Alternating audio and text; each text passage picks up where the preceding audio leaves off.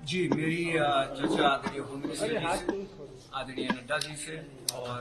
उसके उपरांत प्रदेश अध्यक्ष जी से, इन सभी से निरंतर पिछले कुछ दिनों से चल रही है और मैंने सदस्यता उसको देखते हुए। आपके इस्तीफे के बाद ही कई ट्वीट्स भी आए हैं मायावती जी के, क्या आपने उनको देखा है? कहीं ना कहीं वो नाराज दिखाई दे रही हैं आपके इस फैसले के बाद से। देखिए, बहुजन समाज पार्टी ने मैं पिछले 15 साल से बहुजन समाज पार्टी के नेतृत्व में काम करता आया और मुझे बहुजन समाज पार्टी से तमाम कुछ सीखने को भी मिला है और तमाम पदों में मुझे कुमारी मायावती जी ने उसका नेतृत्व करने का भी प्रदान किया है, चाहे एमएलए रहा हूं और चाहे सांसद। उनकी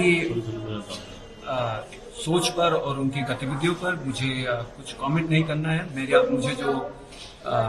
विस्तार से अपनी बात रखनी थी वो मैंने अपने पत्र के माध्यम से आप सभी के पास वो उपलब्ध है और उससे मुझे लगता है कि ये पूरी तरह से साफ है कि मैंने अपनी सदस्यता से बहुजन समाज पार्टी की क्यों त्याग पत्र दिया। प्रमुख रूप से क्या कारण रहे हैं? हमेशा से ये सवाल उठता है टाइमिंग को लेकर कि ये लोकसभा की टाइमिंग है, इस वक्त आप ज्वाइन कर रहे हैं। अगर आपके मन में विकसित भारत की परिकल्पना थी, आप मोदी जी के योजनाओं से प्रभावित थे, आगे आप बढ़ना चाह रहे थे, तो आप लोकसभा चुनाव से पहले क्यों नहीं आए? लोकसभा चुनाव के दौरान क्यों आए? देखिए, जो कुछ भी मेरे क्षेत्र में हो रहा है वो पिछले 5 साल के और इन 5 सालों में जो सारी चीजें हुई है उसको देखते हुए ये एक दिन के अंदर नहीं हुआ है। ये पिछले 5 सालों के अंदर धीरे धीरे इन प्रयासों को हम धरातल पे देखने का कार्य कर रहे हैं और जाहिर सी बात है, जब उसका मूल्यांकन होगा तो एक स्वाभाविक रूप से एक लंबे समय का मूल्यांकन और उस मूल्यांकन को देखते हुए मुझे लगता है कि मेरे क्षेत्र अम्बेडकर नगर के अंदर अगर आज 2 औद्योगिक क्षेत्र आ रहे हैं और उसके साथ साथ Purvanchal expressway, Gorakhpur link expressway और तमाम विद्यालय, स्कूल और आवास योजनाएं जो कि धरातल पे देखने को मिलता है। अयोध्या का मंदिर, राम मंदिर,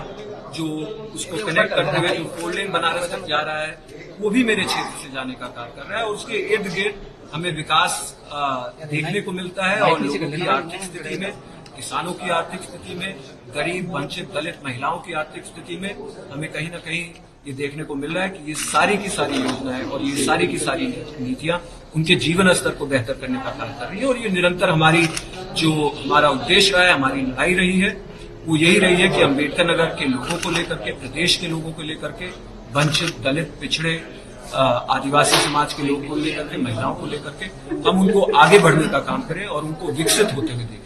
और ये सारी चीजें हमें जमीनी स्तर पर